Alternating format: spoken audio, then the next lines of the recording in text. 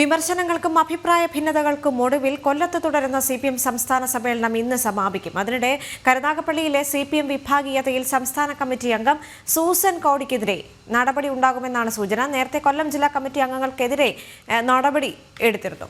വിവരങ്ങളുമായി എം മനോജ് ചേരുന്നുണ്ട്. മനോജ്, സൂസൻ കോടിക്കെതിരെ കൃത്യമായ നടപടി ഉണ്ടാകും എന്ന് തന്നെയാണ് മനസ്സിലാക്കാൻ സാധിക്കുന്നത്. ഇന്ന് സമാപനം കൂടിയാണല്ലോ. ഏറ്റവും പുതിയ വിവരങ്ങൾ.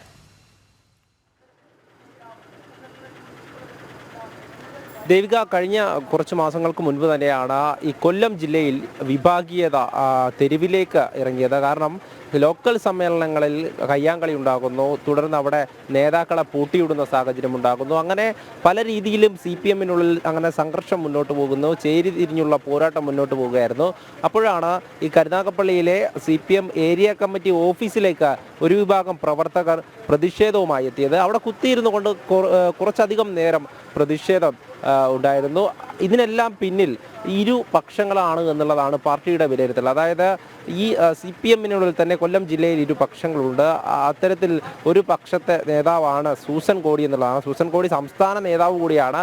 അപ്പോൾ സംസ്ഥാന നേതാവ് തന്നെ കരുനാഗപ്പള്ളിയിലെ വിഭാഗീയതയ്ക്ക് ചുക്കാൻ പിടിച്ചു എന്നുള്ളതാണ് പാർട്ടിയുടെ വിലയിരുത്തൽ. ഇതുമായി ബന്ധപ്പെട്ട് കഴിഞ്ഞ കുറച്ച് മാസങ്ങൾക്ക് മുൻപ് തന്നെ സംസ്ഥാന സെക്രട്ടറി കൊല്ലം ജില്ലയിലേക്ക് എത്തി ഈ പ്രശ്നങ്ങളെല്ലാം പരിഹരിക്കണമെന്നൊക്കെ ആവശ്യപ്പെട്ടിരുന്നു. എന്നാലും ഇതൊന്നും പരിഹരിക്കപ്പെട്ടില്ല എന്നുള്ളതാണ്. കാരണം ഓരോ ലോക്കൽ സമ്മേളനങ്ങളിലും അങ്ങനെ കയ്യാങ്കളികൾ തുടർന്നുകൊണ്ടേയിരുന്നു. പിന്നീടാണ് ഏരിയ കമ്മിറ്റി സമ്മേളനം എത്തിയപ്പോൾ ഇത്തരത്തിൽ ഈ ഒരു പ്രശ്നം നിലനിൽക്കുമ്പോൾ ഏരിയ സമ്മേളനം നടത്താൻ കഴിയാതെ പോയത്. അങ്ങനെ കൊല്ലം ജില്ലയിലെ ഏരിയ സമ്മേളനം നടത്താൻ പറ്റിയിട്ടില്ല എന്നുള്ളതാണ് കരുനാഗപ്പള്ളിയിൽ. തുടർന്ന് ഈ ജില്ലാ കമ്മിറ്റി യോഗം ചേർന്ന് കൃത്യമായിട്ടുള്ള, അതായത് ജില്ലാ സമ്മേളനത്തിലാണ് ഈ ജില്ലാ കമ്മിറ്റി അംഗങ്ങൾക്കെതിരെ ഈ കരുനാഗപ്പള്ളിയിൽ നിന്നുള്ള ജില്ലാ കമ്മിറ്റി അംഗങ്ങൾക്കെതിരെ നടപടി ഉണ്ടാകുന്നത്. അവരെ പൂർണ്ണമായും അവിടെ നിന്നും മാറ്റി നിർത്തുകയായിരുന്നു. കരുനാഗപ്പള്ളിയിലെ ഏരിയ കമ്മിറ്റിയിലടക്കം അഴിച്ചുപണി, അതായത് മറ്റ് സ്ഥലങ്ങളിൽ നിന്നുള്ള ആളുകൾക്ക് ഈ കരുനാഗപ്പള്ളിയിലെ ചുമതല എടുത്തു. എന്തായാലും സൂസൻ കോടി ഇന്ന് ഈ ഒരു